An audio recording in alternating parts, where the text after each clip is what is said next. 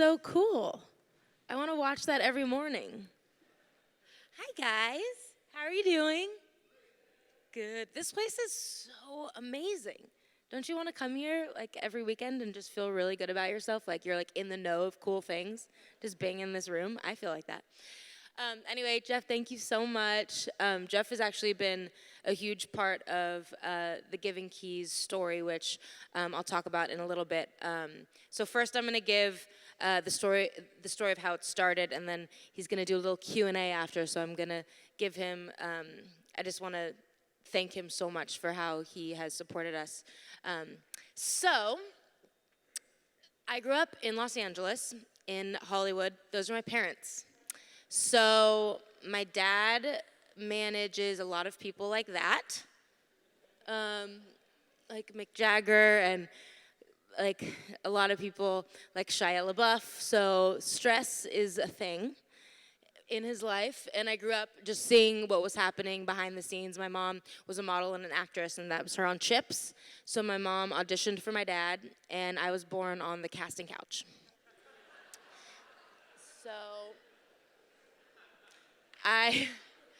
So I would visit my dad on the weekends because they separated 4 different times from each other, which is healthy. And then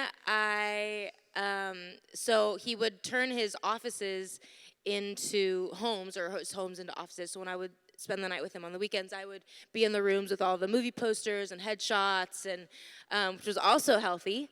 And I was 12, like trying to cover up on my pimples and try to look like all the people that were in those pictures. So then I started acting too, because that's just what you do when you grow up in Los Angeles. So I'm the one with the brown hair, except that's not my body at all. They cut out my face and put it on someone else's body. And that made me feel great about myself. I was like, so it's not like you could even Photoshop me to like make what I had smaller or make it, shaped certain ways. Nope, cut the face off, put it on like I never wore that outfit. Same with the other girl, never wore that outfit. So because of all that, I to deal with my insecurities in that area, I started loveyourflaws.com, which I feel bad I neglect it now, but watching that video before of the So Worth Loving made me kind of teary-eyed, because I'm so happy that people are focusing on that, because like I said, I kind of neglect it now. But I started Love Your Flaws and started taking literally thousands and thousands of pictures of people all over the world holding up signs that said things like this: cellulite happens, my scar saved my life, I love my cankles. Raise your hand if you love cankles. It got obsessed, got even more obsessed, etc. And then I started writing songs about the things that I saw behind the scenes in the entertainment industry. And my first album was called Flaws. I think that came out in 2007 or 2008. And I had a song called Imperfect is the New Perfect. So I was like really obsessed with this subject. I had t-shirts and bags and these like keychains. Everything said Love Your Flaws on it. And then... Okay, so then I was touring a bunch. So I was taking a lot of the pictures in between songs or after the shows at the merch table and stuff like that, and talking to people and getting their stories.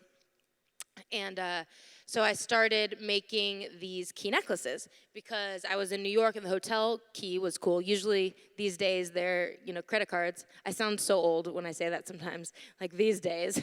But even back then, this was like 7 or 8 years ago when I started making the keys. It was rare. It was weird that it was an actual hotel key. So I put it around my necklace. I kind of stole it. And then I went to a locksmith, and the person in front of me got numbers engraved. And I said, "Oh, do you have letters by any chance? Can you engrave Love Your Flaws on this key?" And normal thought to have. And then I saw all these old used keys on the side, and I said, "Oh, while you're at it, can you engrave hope, love, faith, dream, believe, let go, fearless," words like that on these other old used keys? How much will you charge me? So I did that, And then I started pairing them up with different chains and suede and stuff like that. As you can tell, I'm a very professional jewelry maker. I had my cuticle clippers and tweezers on an airplane tray. Sometimes the coffee spilt, it got, like, covered the chains, and it made it look more antique. I was like, oh, they're vintage. So then, little by little, talking to people after the shows, I realized I wanted to start this whole pay it forward movement where you get your key, embrace your word, but then you have to pass it on to somebody you feel needs the message on the key more than you, and then tell them they have to pass it on to somebody who needs it more than them. And then people started writing me on MySpace, and I said, okay, I need to make a website. These stories are amazing. I was bawling my eyes out. They were like, so-and-so's about to commit suicide, so I gave them my key. I'm in high school. So-and-so was slitting their wrists. I gave them my key. So-and-so was getting bullied. I gave them my key. My mom has cancer, so I gave her my fight key. And then my mom in the cancer ward then gave her fight key to somebody else in the cancer ward. And I was constantly bawling my eyes out every day. And then I knew that there was something really special here, so started thegivingkeys.com. And then I was like, okay, I want the money to go to some sort of charity. I don't know what. I waited for the missing link for maybe 6 months to a year-ish, and I met this amazing homeless couple on Hollywood Boulevard named Rob and Sarah. This is them. That was the night that I first met them with the sign, The Ugly, Broken, Hungry. And then later was the white thing. That was actually a microwavable macaroni and cheese dinner. So I had my aha moment. I took them to dinner. We talked for 2 hours, got their life story. They lived in a dumpster. They lived in a cardboard box in a dumpster. They were actually raised homeless on the street. And I said to the girl into dinner, I said, I like your necklace. And she said, oh, thanks, I like making jewelry. And I was like, oh, this is my aha moment. You're the missing link to the Giving Keys. Do you guys want to be my business partners? And they were like, what? Okay. So then I went to the locksmith. I was like, can I buy the engraving things? And then I went to Pet Boys and got hammers. And then I started paying them to engrave the keys on the side of the road. It looked like we were doing drug deals whenever I would pay them. So this is a real thing. This is a video. I had brown hair once. Rob, and he's been making all these keys, and he's hilarious because I was just picking up an order with a bunch of new words and chains and this and that, and they were always getting tangled when I picked them up before. So today he informed me. What was your idea? I tore apart a plastic bag, grocery bag, to make little baggies for them, like drug dealers do. So basically, every time we let's see this. This is amazing. So basically, every time we meet up, it definitely looks like we're doing drug deals because I'm picking things up in little bags that look kind of weird and shady, and I'm handing him cash. So little do they know, thegivingkeys.com. So then they couldn't keep up with the orders. I just kind of, little by little, got them into different stores. And so then we partnered up with all the different transitional homes and homelessness organizations in Los Angeles, Path, Chrysalis, and they screen people for us now. We're hiring people that are, we have a whole long process, and it's amazing. So now we have over 50 employees, and a lot of people have already transitioned onto other jobs and moved on, which is the ultimate goal. We have a ton of goals, but that's one of them. Okay, honestly, here's the video.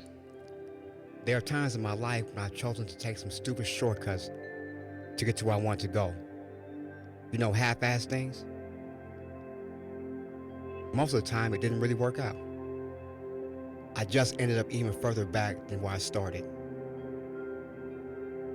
And I would wonder to myself, how did I get there, man? How did things get so bad?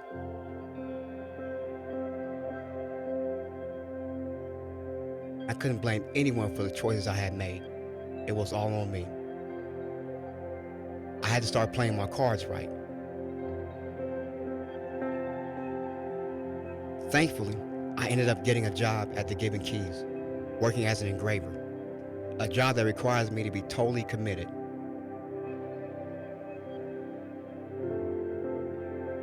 Finding the right key is just as important as making sure that the engraving is great, because I know the word on that key means something to the person who bought it, more than I will ever know. So I want to do it right, make something that I'm proud of, something that represents me, all of me. No corners cut, no excuses.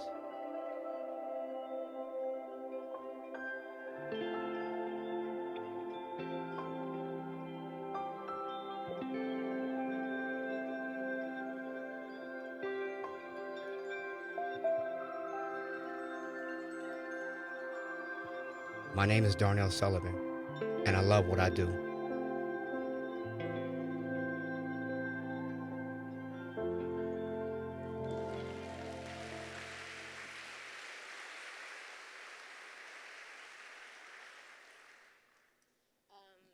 So I think my time is up, but these are just a lot of the places that it just grew to. Now we're in over 2,000 stores, and Fred Siegel, Nordstrom, Kitson. We just yesterday launched on Oprah's website, which I'm excited about.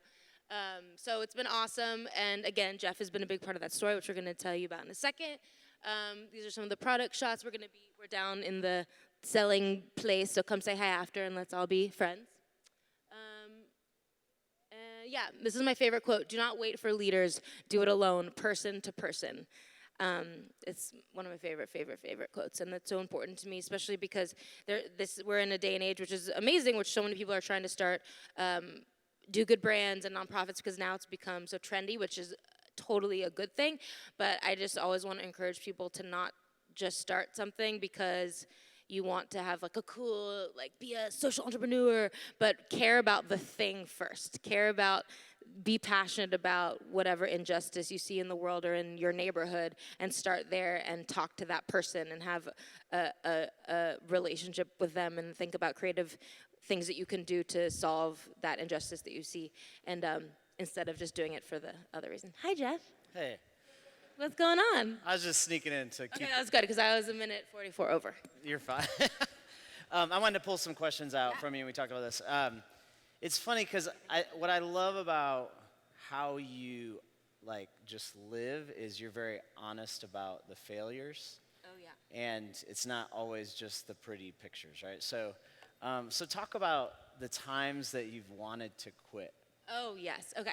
So a really good story was we had a guy that was our original website guy, and then he became a production manager, and then I found out that he started stealing money, and so we were getting paid through PayPal at the time, and he changed the website was the email was keypayments@gmail.com. He added an S so we couldn't tell. Every third sale then went into his account.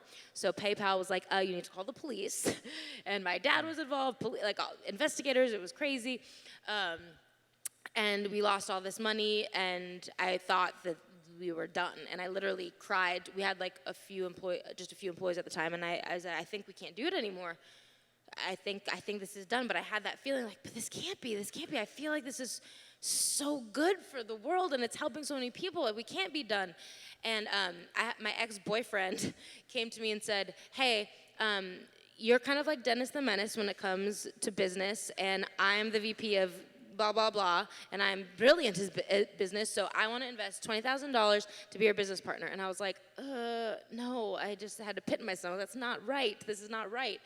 And then I think just a few months after, or the next week, it was shortly after that, I got a call from Jeff, and he's like, hey, I'm starting this thing. I want to know if you want to sell keys at the Catalyst, in the marketplace.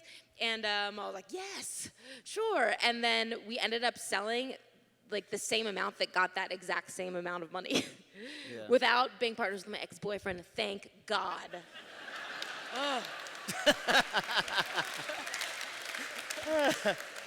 I'm married now, so that would be just not that complicated. My husband, nope.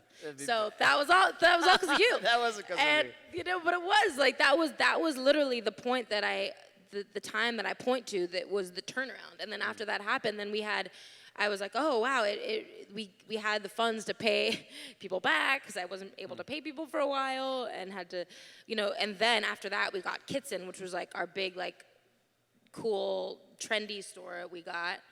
So that was So there were definite times that I almost thought we couldn't do it anymore. Yeah, and obviously you work with the homeless, and you've actually gotten people off the streets and sustaining lifestyles. Talk about what you've learned about working with these people that are coming from the streets. So it's been really hard. So Darnell, for instance, I love him so much, but it's so hard to find the balance of when are you enabling somebody and when are you empowering somebody. And I feel like there's certain people now I'm trying to learn. Bentley, who's working our booth, she's our director of community impact, and it's been really hard finding that balance of okay. Now I feel like I have to put walls up and make myself not so emotionally attached to every single one, because if they do something that's not kosher over and over and over, we have to fire them, and it's heartbreaking. And so Darnell, because he's been with us for a few years, I mean, he's done a lot of things that are not like that he would normally be fired for. But I just told Bentley, I'm like, I don't know if I could ever fire him. That's why I can't get emotionally attached to any more people, because I feel like, am I enabling him? I don't know. I mean, his life has changed, and that's amazing, but it's so hard for me and for a lot of our employees to find that balance. I love that, the combination of enabling or empowering. Yeah. That's a tough tension, isn't it? Oh, it's so hard. So you've been doing this for how many years? I started it, I think, 7-8 years ago. 7-8 years ago. So what do you wish someone would have told you along the way, or did somebody tell you along the way that you want to share with others? I thought about that answer, and first I was thinking of, businessy answers, but the real answer is I wish somebody from the beginning would have told me how important work-life balance is, and how it is so important to take care of my soul and my peace and my whether it be spiritual side or even I hate working out. It's my number one least favorite thing to do, so I don't ever do it. But even things like that, just kind of taking care of me. And I feel that's kind of weird to say at a lot of business type things, because it's like, what can I do to the bottom line and sales and all that, which is great, and that's a very important thing, and I'm in meetings like that all the time. But honestly, I was starting to die inside from stress, and I was like dying inside from just hustling. And I started to, and I still struggle with it. So that is what I wish somebody would have told me, to take care of myself, set time aside to, take hikes, sit and just look at the world, smell the flowers, just enjoy life, enjoy, flowers and things and people and humans, and just taking that real, just time to take care of yourselves. Of you. Yeah. That's good. Before you can take care of other people, because that's the thing, a lot of times in this world, it's like, you get very drained because you're giving out so much. And then at home, even when I got married, I felt bad. My husband said, just to be real, like, I feel like I'm getting the leftovers of the giving keys, and that's so hard, and that's so sad, and that broke my heart. And so that's another thing I wish I had kind of thought about before, to know to don't be so drained from your job that you have nothing to give your significant other or your children, because that would be so sad to look back on your life and feel that. That's cool.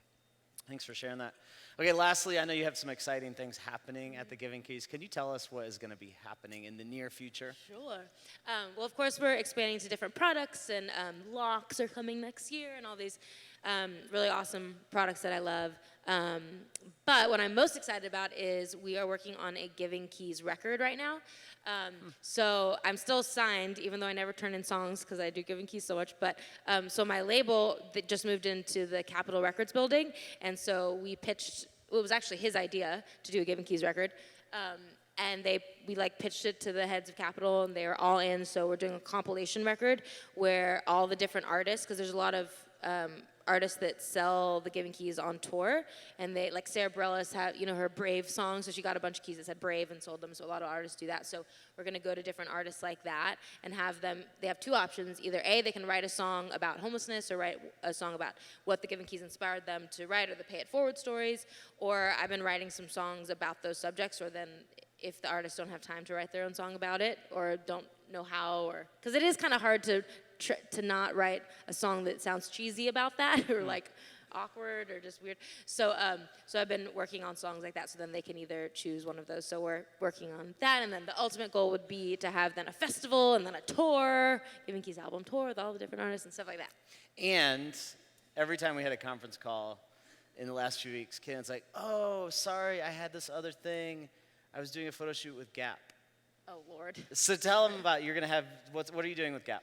Well, it's Sarah did that too. Sarah from Darling Magazine. Sarah's part of it, great.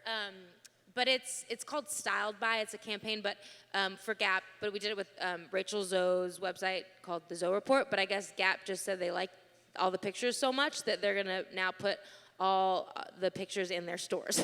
That's and awesome. it's so funny because coming from Love Your Flaws girl, where I'm like, oh, thanks for cutting my face out, and now it's like really is me, and it's not. Anyway, so that was kind of redeeming. I was like, really? Well, you haven't seen the photos yet, right? Or, I know I have. I'm just I kidding. have seen them. Yeah. I'm just kidding. I'm just kidding. Totally kidding. Thanks a honestly. lot. No, I think it's awesome to see that story come full circle. Yeah. And to watch and be alongside of you in this. And we randomly talk, but Yeah. periodically hearing the updates and the progress that's happened and the people that have been impacted in LA because of this. Thank you for what you do. And thanks for being here today. Please thank Caitlin Crosby. Thank you, guys. Thank you.